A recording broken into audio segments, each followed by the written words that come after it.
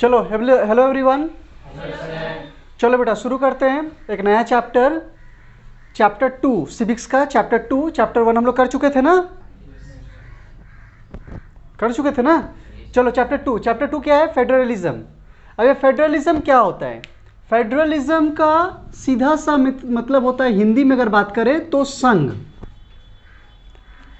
Federalism का सीधा सा मतलब होता है संघ। अब ये होता क्या है? संघ क्या है? फेडरलिज्म क्या है? दो चीजें हैं। एक तो ये है कि फेडरलिज्म क्या है, दूसरी बात ये है कि इसके की फीचर्स क्या हैं। की फीचर्स मतलब ऐसा क्या किया जाए कि फेडरलिज्म बचा हुआ रहे।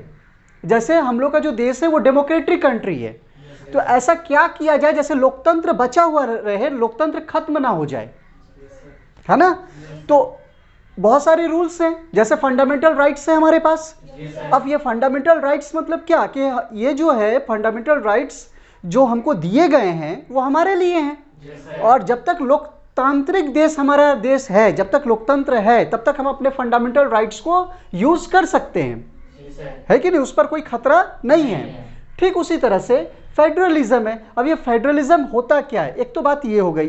दूसरी बात क्या कि फेडरलिज्म के की फीचर्स क्या हैं, किन किन बातों पर फेडरलिज्म जो है वो डिपेंड करता है। तो देखो दो चीजें, एक तो यहाँ पे संघ हो गई। थोड़ा सा हटकर हम बात करेंगे जो आपके बुक्स में शायद ना मिले, तो चिंता मत करना, आराम से देखो। एक तो हो गई संघ, जिसके बारे में अभी हम लोग डिस्कस करेंगे। एक जो आएगी संघ की तरह ही एक और टाइप्स होती है, वो उसको बोलते हैं परिसंघ। क्या बोलते हैं बेटा? परिसंघ। ठीक। एक और होती है जिसको बोलते हैं एकात्मक। हिंदी में हम बात कर रहे हैं, इसको बोलते हैं एकात्मक। तो एक हो गई परिसंघ, एक हो गई संघ, और एक हो गई बेटा एकात्मक। क्लियर हो गई बातें? अब हमारा जो चैप्टर है वो किस पर है? संघ पर, फेडरलिज्म पर। तो इसको समझते हैं। हमारा जो देश है वो फेडरल कंट्री है। डेमोक्रेटिक तो बोलते ही बोलते हैं, साथ ही साथ ये भी बोलते हैं कि हमारा जो कंट्री है इंडिया, वो एक फेडरल कंट्री भी है। तो अब ये फेडरल कंट्री कैसे हो गया? फेडरल का मतलब क्या होता है बेटा? फेडरल का आसान भाषा में समझिए, फेडरल एक तरह का गवर्नमेंट का एक सिस्टम है, गवर्नमेंट को चलाने का एक सिस्टम है, ठीक है? जिसमें क्या होती है, जिसमें पावर्स को शेयर किया जाता है अलग अलग लेवल्स पर। हम लोग लास्ट क्लास में पढ़े थे कि सरकार की बहुत सारी लेवल्स हैं, हॉरिजॉन्टल पर भी है ना, वर्टिकल पर भी है। तो पावर्स की शेयरिंग, अगर कोई भी एक, जैसे सेंट्रल गवर्नमेंट और स्टेट गवर्नमेंट की हम बात करें, तो सेंट्रल गवर्नमेंट के पास ही पूरी की पूरी शक्तियां नहीं है, पूरा पावर सिर्फ सेंट्रल गवर्नमेंट के पास ही नहीं है, कुछ पावर्स स्टेट गवर्नमेंट के पास भी है। तो ये हुई क्या? ये शेयरिंग हो गई कि कुछ पावर्स आप रखिए, कुछ पावर्स आप रखिए। क्यों? ताकि दोनों में कभी भी कंट्रोवर्सी ना हो जाए, दोनों में कभी भी कोई विवाद ना हो जाए, और हमारा जो देश है वो अच्छे से रन कर सके। बात समझ में आ रही है? तो एक सिस्टम है। तो फेडरल का सीधा सा मतलब होता है कि फेडरलिज्म, ये जो फेडरल जो सिस्टम है, ये कहां पर लागू हो पाएगी? उन देशों में लागू हो पाएगी जहां पर 2 से अधिक सरकारें हैं। जहां पर 2 या 2 से शेयरिंग होगा कैसे?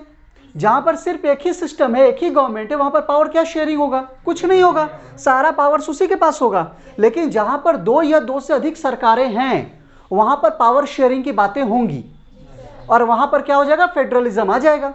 तो हमारे देश में, हमारे इंडिया में दो से अधिक है ना, एक आपका सेंट्रल गवर्नमेंट है, एक आपका स्टेट गवर्नमेंट है, और एक लोकल गवर्नमेंट है। तो अगर हम सेंट्रल गवर्नमेंट और स्टेट गवर्नमेंट की बात करें, तो यहां पर क्या हो रही है? पावर शेयरिंग हो रही है। कुछ पावर्स सेंट्रल के पास है, कुछ पावर्स स्टेट के पास है। दोनों अलग अलग मुद्दों पर डिसीजंस ले सकते हैं, ठीक है? अब रहा बात कि कौन डिसाइड करेगा कि कौन सी पावर सेंट्रल के पास है और कौन सी पावर स्टेट के पास है? तो ये डिसाइड करेगा हमारा कॉन्स्टिट्यूशन। कौन डिसाइड करेगा? हमारा कॉन्स्टिट्यूशन, संविधान डिसाइड करेगा। तो संघ का मतलब आपको समझ में आ गया? संघ का मतलब हो गया पावर को शेयर करना 2 से अधिक सरकारों के बीच, 2 या 2 से अधिक सरकारों के बीच पावर को शेयर करना। और ये सिस्टम जहां भी होगा हम कहेंगे वहां पर फेडरल वाला सिस्टम लागू है। यानी इंडिया जो है वो एक फेडरल कंट्री है। क्यों? क्योंकि यहां पे पावर शेयरिंग की गई है सेंट्रल गवर्नमेंट और स्टेट गवर्नमेंट के बीच में। बात समझ में आ रही है? ठीक है, अभी कृषि कानून आई थी ना, कृषि कानून लागू की गई थी। अब ये मुद्दा क्या था? कृषि का, एग्रीकल्चर का। अब ये जो एग्रीकल्चर का मुद्दा है, इस पर डिसीजन कौन लेगा? सेंट्रल लेगा कि स्टेट लेगा? पॉइंट है ना। तो यहां पर क्या हो गया कि एग्रीकल्चर जो है एक्चुअली में कॉन्करेंट लिस्ट में, अभी हम लोग समझेंगे। एक होता है यूनियन लिस्ट, एक क्या होता है बेटा? Union list. ठीक, एक होता है स्टेट लिस्ट और एक होता है कॉन्करेंट लिस्ट। ठीक है, यूनियन लिस्ट का मतलब, यूनियन लिस्ट में जो जो मुद्दे होंगे उन पर डिसीजन कौन लेगा? सेंट्रल लेगा। स्टेट लिस्ट में जो जो मुद्दे होंगे उन पर डिसीजन कौन लेगा? स्टेट लेगा। कॉन्करेंट लिस्ट में जो जो होगा मुद्दा, उस पर डिसीजन दोनों मिलकर लेगा।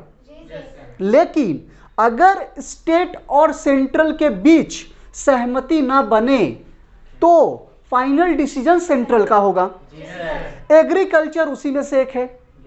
एग्रीकल्चर जो मुद्दा है वो कॉन्करेंट लिस्ट का है। ठीक है, स्टेट और सेंट्रल आपस में लेंगे, लेकिन फाइनल डिसीजन किनका होगा? सेंट्रल का होगा। तो उन्होंने ले लिया। बात समझ में आ रही है? तो ये हो गया संघ का सिस्टम। अब थोड़ा सा बात करते हैं परिसंघ। परिसंघ क्या होता है?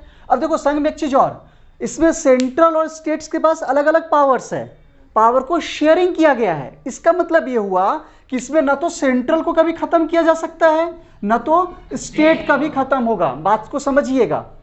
अगर कभी सेंट्रल चाहे कि हम सब स्टेट को हटा देते हैं और पूरे कंट्री का एक ही नाम होगा इंडिया, बीच में कोई स्टेट नहीं होगा, तो ऐसा नहीं हो सकता है, पॉसिबल ही नहीं है। क्यों? क्योंकि फेडरल कंट्री है। बात समझ में आ रही है ना? क्योंकि संघ वाला सिस्टम लागू है। संघ में ना तो फिर स्टेट चाहेगा कि हम सब राज्य मिल करके सेंट्रल का कोई नामो निशान नहीं रखेंगे, सेंट्रल रहेगा ही नहीं। सब राज्य अपना अपना देखेगा, अपना अपना करेगा, कोई सेंट्रल नाम का कोई चीज नहीं रहेगा। अगर ऐसा कोई स्टेट चाहेगा तो भी नहीं हो पाएगा।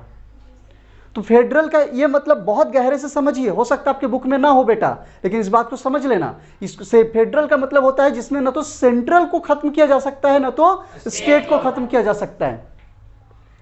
बात समझ में आ रही है?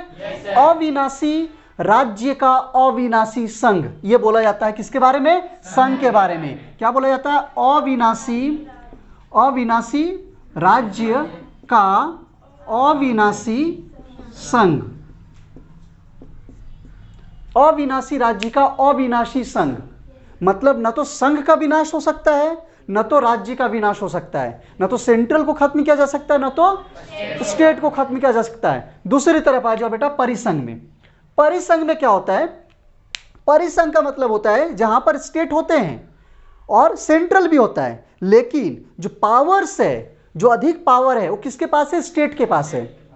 जो पावर्स है उसको, वो सबसे अधिक पावर किसके पास है? स्टेट के पास है। सेंट्रल के पास पावर कम है, एक बात। दूसरी बात कि परिसंघ में स्टेट चाहेगा तो आपस में मिलकर और सेंट्रल को खत्म कर सकता है। बात समझ में आ रही है? जैसे United states of America, United states of America के जो स्टेट्स है, 50 राज्य है, वहां पर 50 राज्य में 50 कॉन्स्टिट्यूशन है। हर एक राज्य का अपना एक कॉन्स्टिट्यूशन है, हर एक राज्य का अपना एक झंडा है, हर एक राज्य अपने में है।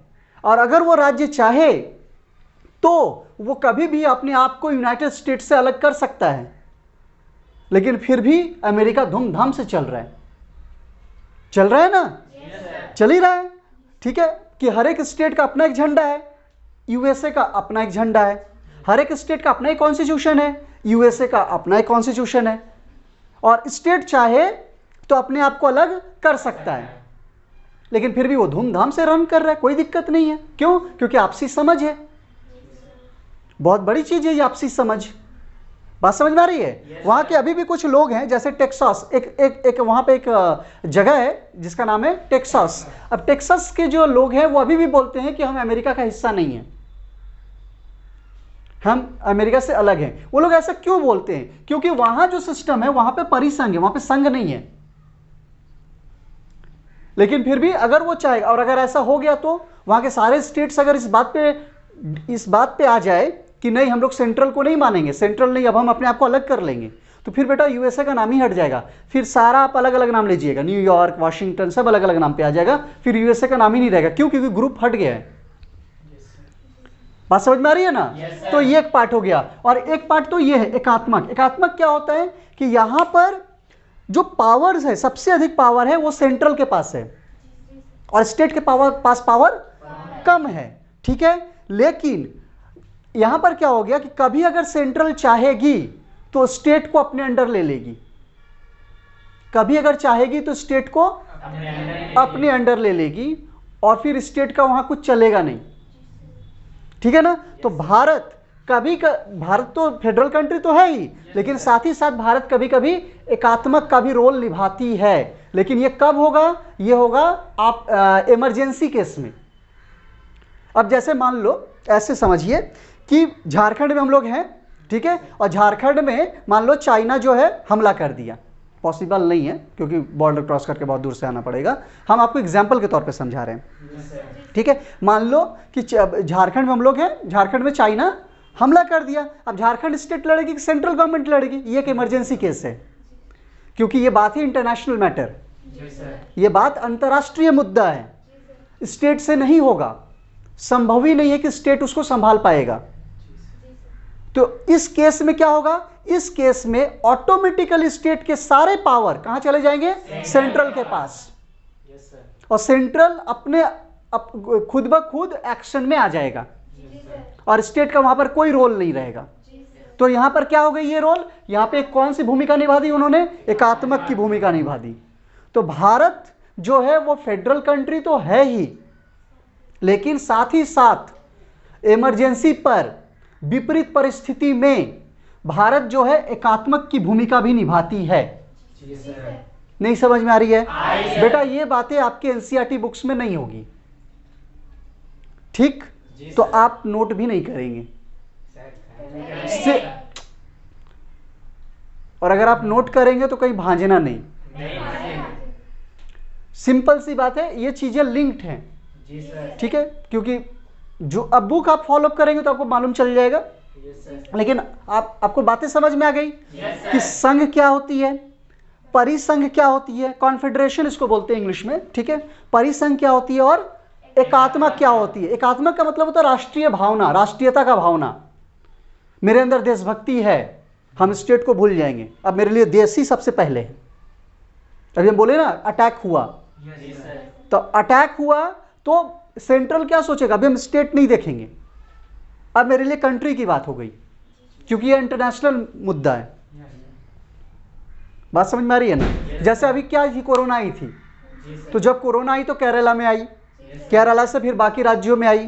तो जब सेंट्रल ने देखा कि स्टेट से नहीं हो पा रहा है, और ये स्टेट का तो चीज ही नहीं, स्टेट नहीं संभाल पाएगा, तो फिर सेंट्रल ने क्या किया? पूरा का पूरा कंट्री को अपने कंट्रोल में ले लिया। तो यहां पर क्या हुई? यहां पर भारत ने एकात्मक की भूमिका निभाई। बात समझ में आ रही है? हाँ, ये चीज नहीं है हमारे साथ, ये चीज नहीं है, परिसंघ वाली सिस्टम हमारे साथ नहीं है। तो हम लोग नॉर्मली क्या बोलते हैं कि भारत जो है वो, इंडिया जो है एक फेडरल कंट्री है, ठीक। लेकिन आपदा स्थिति में, विपरीत परिस्थिति आने पर भारत संघ के साथ साथ एकात्मक की भूमिका भी निभाएगी। नहीं समझ में आ रही है? पक्का? चलो नोट कर लो बेटा।